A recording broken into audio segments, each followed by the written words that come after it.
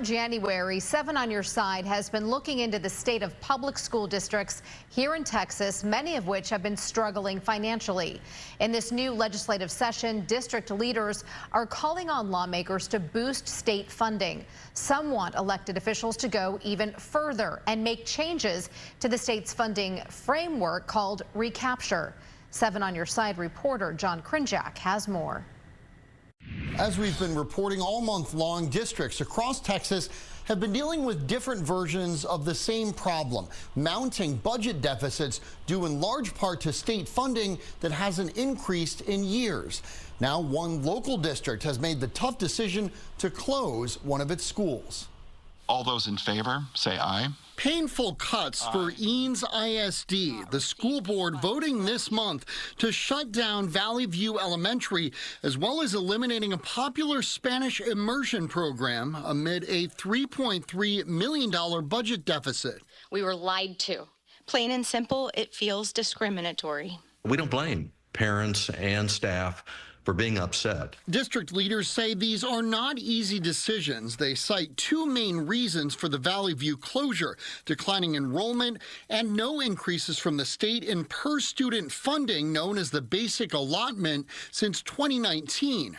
There are some who would say that these budget shortfalls are the result of mismanagement at the local level, when in reality, it's the result of abandonment at the state level. The district, like so many others across Texas, is hoping to see the legislature boost funding this session. I think ideally it would be great if they could peg the basic allotment to inflation.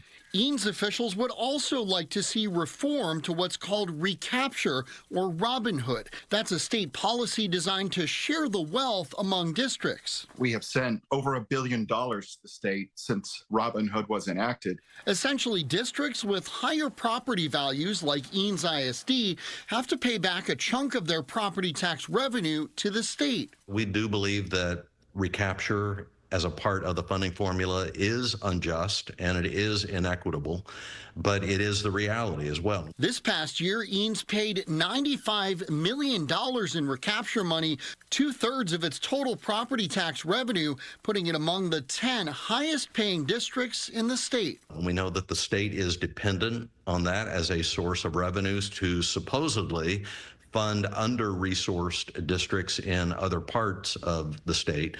But the reality is that we're underfunded now as well because we're paying so much in recapture. District officials say if the funding situation changes this legislative session, some cuts could possibly be reversed, and they'd be able to boost teacher pay. I appreciate the work of our legislators, and I hope that they will step up and make a change this session. But for now, Eanes is looking at a potential $6.5 million deficit next year, double the current shortfall, likely meaning more cuts like extracurricular activities, and we may see in the future another elementary school being shuttered.